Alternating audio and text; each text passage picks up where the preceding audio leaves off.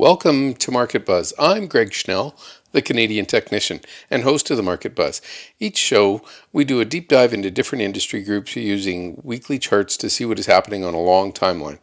Please follow me on Twitter at Schnell Investor, and you can also find my blogs on gregschnell.com as well as StockCharts.com. So, lots going on out here. The small caps are starting to be pushed down a little bit. We're getting more action out of the large caps, but there's still a lot of small caps that are moving up nicely, and I thought I'd show how to look for those today. And then once you have them in a chart list, then you can take this and look through the stocks.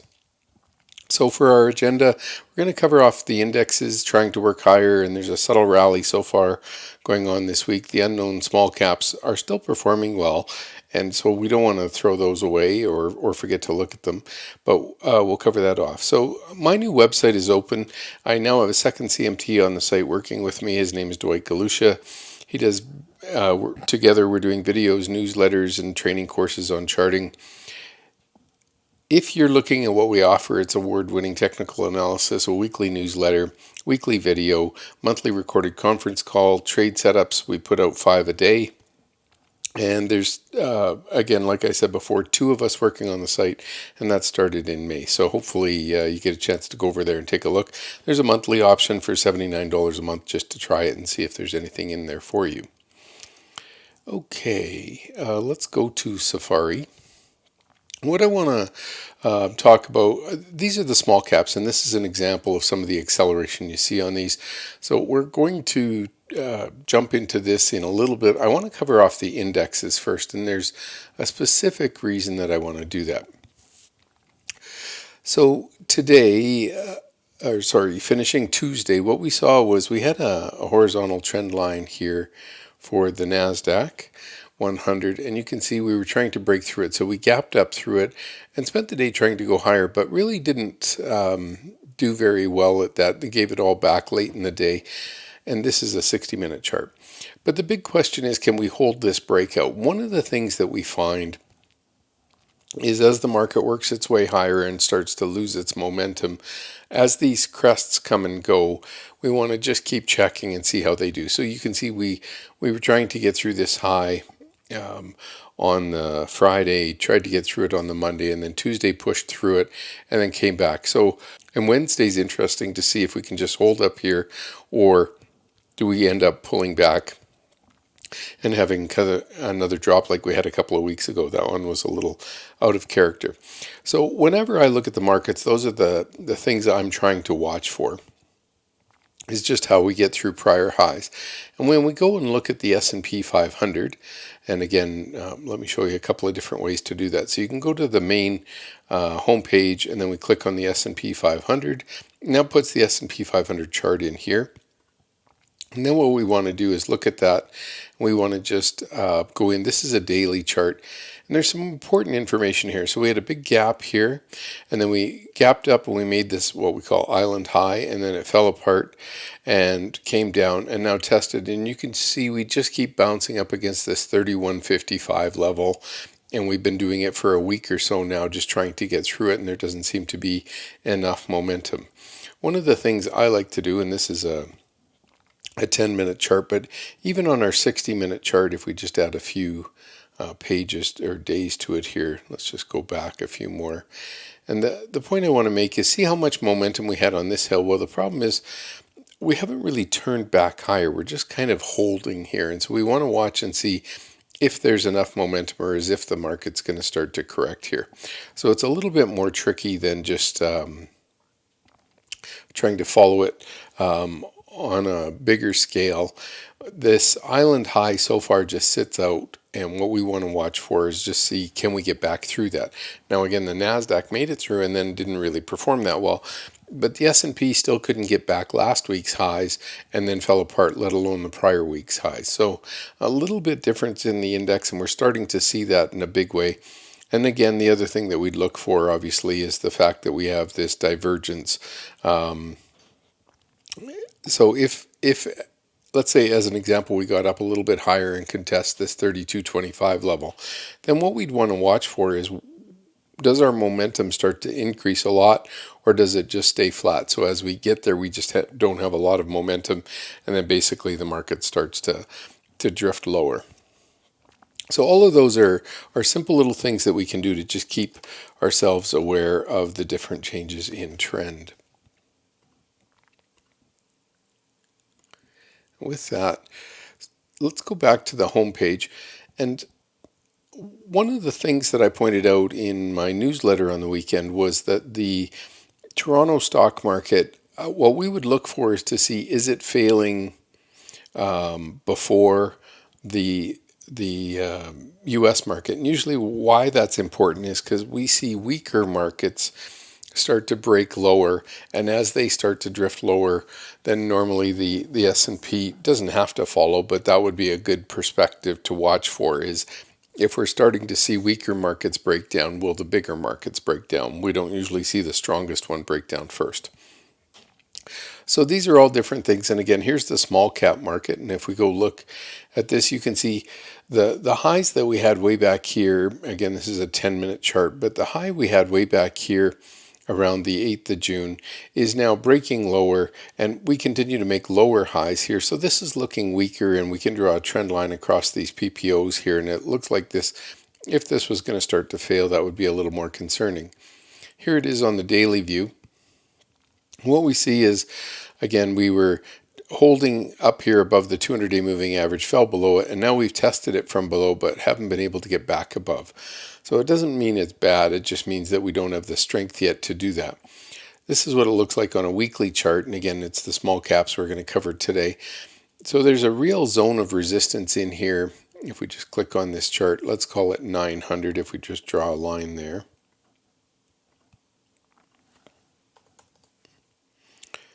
And we'll just make it a blue line. And what we see on this chart, so this was support all the way for the last 2 years, and now we're up against it as resistance. And what we want to see is, do we have the power to get through? And right now the full stochastics are starting to roll over, so this is looking a little weak. This is on a Tuesday, at the end of day Tuesday, not on the Friday, so we still have to wait for Friday to confirm. But what we want to watch for is, do we have the power to actually get back up into this top zone and stay up there for a while? So the NASDAQ's clearly doing that, but the small caps aren't. And also we see the small caps are below zero in terms of momentum, and if they're to roll over here, that's usually a worrying sign. So we don't want to see something in terms of momentum roll over below zero. Now, while I've got this weekly chart up, let's just go to the NASDAQ 100 and just see the difference. You can see charts just headed to the top right corner. Full stochastic's been up here for a while and holding up very, very strong. So everything looks much more positive in this space. That's when you average out the small caps. And what we're going to do today is just go and look and see if there's some small caps that look better than others. And when we do that, I think you'll find some ideas in there that we might not have heard about from the media, and they're just some nice charts progressing well. This is my large cap tech stocks, and what I want to cover off with this chart is just show, so here's Amazon still in an uptrend, hit a new high, new closing all-time high today. So did Apple. Facebook as well pushed to a new high today. Not a great candle, whereas it pushed up and couldn't hold it, and there were sellers coming in selling it down, but we're still holding above this 240 level, which was its breakout. And then on Google, what we see here is it hasn't been able to get through the highs of February yet, and it's holding right here, but the uptrends on all of these are still intact. So even if they pull back just to the uptrend line, that's still fine. With Netflix, what we see here is a 460 level, and it broke out and made a nice breakout yesterday, or on Monday, and then on Tuesday, this looks like selling coming in, and you saw this back here, these sorts of candles where they kind of surge up and then lose their momentum, and then they weaken for a bit. We've just had quadruple witching, so that's also a place to have an inflection, which is the Friday. So here we are a couple of days in, and they could start to soften now. But again, all of these are still holding their uptrends. So even if they migrated, I know it's a long way, but 470 down to 420, this would still be in an uptrend for Facebook. And Microsoft, same sort of doji candle where it goes up, opens higher, closes higher, but tried a lot higher during the day and gave most of it back. And then Disney's just barely holding on the uptrend so far. And Tesla, of course, has been consolidating for 2 or 3 weeks now. So we just want to keep watching these large caps. All of that to say, the large caps are in a big uptrend. We know on the small caps that chart looks a little different. So this is a mid cap, and this is Beyond Meat. And well, one of the things that I couldn't help notice when I saw this chart today, as I'm putting a lamb roast on the rotisserie, was that this uptrend line is starting to break, and we closed just below it. Now, that doesn't make a big giant sell signal, but I think the more important perspective to be aware of here is, this one's quite a high-flying name. If it starts to give back, that's another example of the big names starting to lose it. This one's been in the press recently with lots of different companies testing a Beyond Meat burger. Okay, so let's go over and look at the small caps that I talked about. What I've done is I've run a scan, and this scan is very, very simple. It basically says I want a scooter ranking greater than 75 in the small cap section. And so I've got a couple of things here. I've also put a minimum of $3 on it, so I don't have a lot of really low price stuff, albeit $3 is a low price. I think it's just important to be aware of the different types of stocks. So here's one called Novavax, and what we see is it broke out from $5 and it's now $70. That's not a bad run since January, and you can't even tell the COVID-19 on here. So this chart was starting to break out early. And as a matter of fact, it broke out at the early part of the market breaking down due to COVID, but it was already starting to get a strong scooter ranking before that. Anyway, it's been pinned right at the top and been one of the leaders in the small cap, and it broke out and closed at new highs today. Normally I do weekly charts. I'll show you briefly how we can look at these in a daily view and then switch the whole chart list at the same time to look at the weekly charts. And, there's 290 charts in here. We're not going to go through them all. But the idea being, when we look at them on a summary view, this is the list, and then what happens is we rank them by scooter ranking. So we press this button and we rank them, and then we go to the very bottom, and I've already done this, but we go to the very bottom, and by doing this we hit the number in sorted order button, and it puts these numbers in front here so that we get to look at them in the order of the scooter ranking. Otherwise it would come up alphabetically, and so we have to decide which way we want to look at them. But in this case I've picked scooter ranking as the way I want to watch them. And I mean, you could do it by the close in price, any of those options. And to get rid of these numbers at the front, you have to go to the edit list, and we go all the way down to the very bottom. So in this case, I'm just hitting function and the arrow button, and it takes me down here. But one of the options is to select all and then remove numbers from. And when you do this, it's going to give you,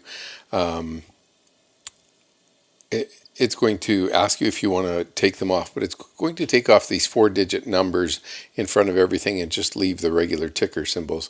And are you sure you want to rename them? Yes, we are. And so it's not going to change anything else. It's just going to take the numbers. So if you sorted something with the date first, it might take that off. I don't know how that works. I've never done it. I always sort it with the ticker symbol, and then I put the date in my analysis. So if we look at let's just go over here so I can show you a chart list.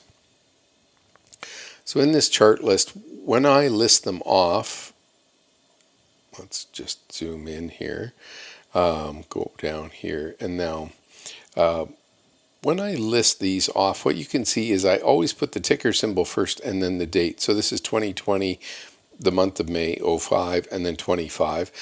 And by doing that, you can see that as it lists this information, it's going to put it from the farthest back all the way through, but they're at least in chronological order so that I can go and look at them anytime I want to.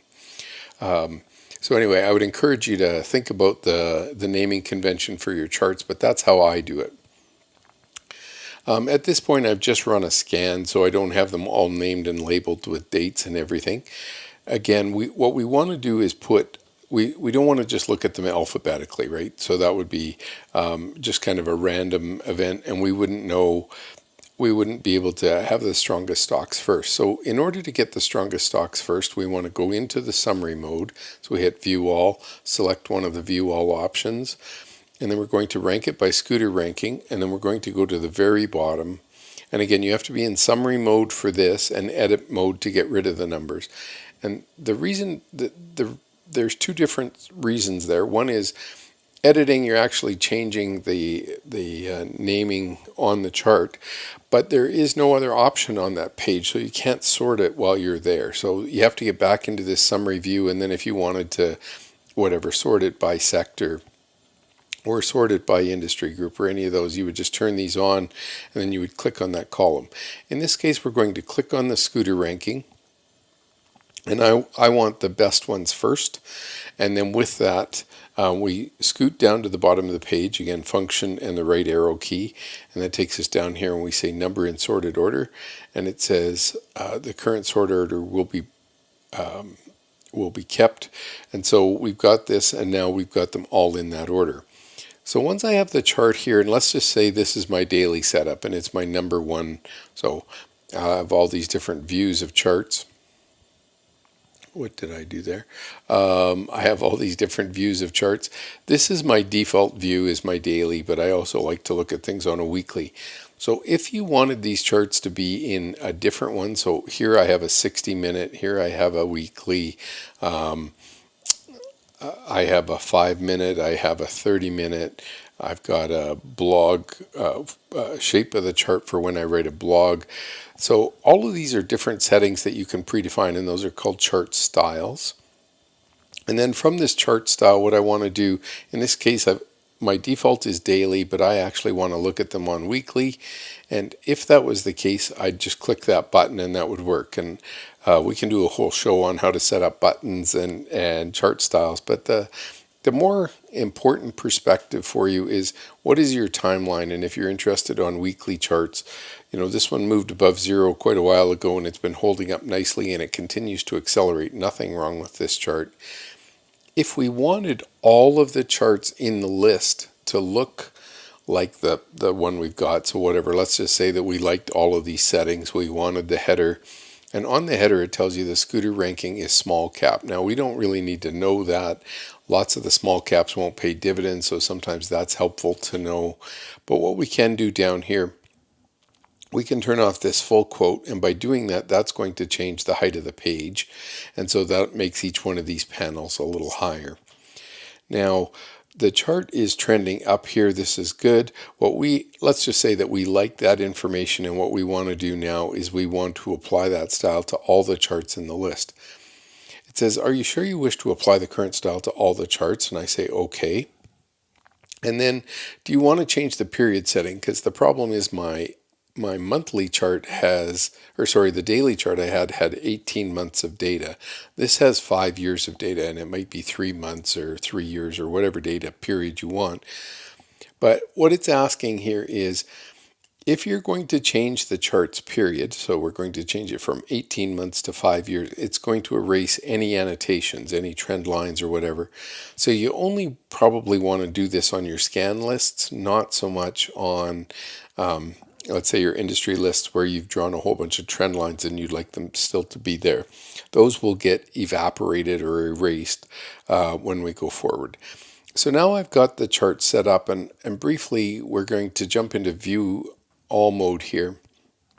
And now I can just scroll through them vertically. So this is called 10 per page, and there's another way chart book, but we could look at them in candle glance as an example. And my candle glance, I've got it set up to be a 2-year. I've got a PPO trend line or a momentum indicator, and I've got this chart shape with a 10-week and a 40-week moving average on it and a full stochastic at the top. That's it. So with each one of these candle glances, you can set them up any way you want. That's another whole custom area for feature. But the important thing here is really quick, you can take a look and see, are there certain chart shapes you like? And what I in particular want to look for, obviously, is something changing trend meaningfully. And I like it when they start to break out. So I want to kind of catch it as they go through some sort of a base. So in this case, I want to catch it as it either comes through even above the 40-week here and starts to move higher, or in this case you can see it was back a while. Now these are easy to do in hindsight, but here's one that's actually just started to change and it's just pushed above previous highs. So now what was happening here is you had lower highs and lower lows, and now you're getting higher highs and higher lows. And it's that change in tempo that we're looking for, and now we're back above the 40-week. We can also see that the 10-week moving average has moved above the 40-week. So this is a trend change for us, and we can see that it's specifically started. And we can go and look at that chart. Now this is a really ugly chart to begin with. Obviously, the shares have split many times here. This was a 1 for 12 and a 1 for 6 share split. And what that means is that the share price was getting so low they were going to get kicked off the exchange, so they had to consolidate shares. So let's say the share was $1. If they consolidated and did a 10-to-1, then it would be a $10 share, but you'd only have 1/10 of the shares you originally had. So you have the same value, but you have to get the share price up so they can stay on the exchange. Anyway, this chart's definitely been in a downtrend for many years. And after you see the big 5-year picture, you might not be as optimistic about the small trend change it's just had. But the good news is this is the first time in years that the 10-week is above the 40-week, so maybe there's actually a change in trend. And look at the PPO. First time it's been above zero in a long time. So lots to think about here. But one of the important things when you're looking at these small cap stocks, they're very volatile. And so I'm not trying to promote you buying a small cap or whatever. The idea here is to understand what we're looking for. First of all, we want to find stocks that are either changing trend or are in a strong trend, and we want to stay in that trend. And then how we sort them to look at them is pretty important. So again, I was in candle glance view there. So let's just go down here to candle glance, and you can just scroll through these pages. So here's one that was, spent a couple of years going sideways and just recently started to make a big move. And a lot of these have the name bio in them. So if that's not your gig, no problem. But here's another one, workhorse, and this one's really a nice breakout. Stock was doing pretty well and all of a sudden just started to shoot up this week. So with that push, you might be more interested. So this stock, even last week still wasn't at a new 52-week high, and now all of a sudden this week it's not only at a 52-week high, but it's at a 3-year high. So something's definitely changing and people are starting to buy into the story. Okay, let's go back and just quickly look at the top stocks in the area. And again, we've ranked them with the numbering system that I explained before. So what we've got is the stock setup so we can find the strongest one first. So here's Novavax, and this one was a $3 stock and it's all the way up at 75. So maybe that Cardiff one that we had just talked about might be able to do the same thing. This was a big 5-year downtrend, and obviously some sort of vaccine company, and perhaps they're going to find the magic bullet for COVID.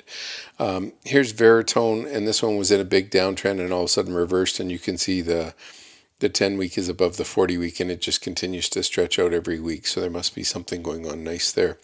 Here's Excel Therapeutics. This one IPO'd a couple of years ago, broke through the base early in 2020, shot up, pulled back with the whole COVID thing, and then has worked its way from $15 to $65. So nice looking chart. And a lot of these, again, might be by pharmaceuticals if that's not your gig.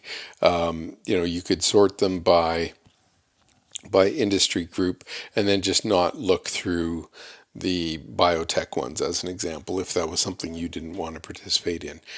So here's Nant Quest, and this chart was definitely in a big downtrend, started to change its ways, and now it's moving up. And today it just hit a new 52-week high again, so that's pretty nice, moving up nicely this Mersana Therapeutics breaking through to new all-time highs.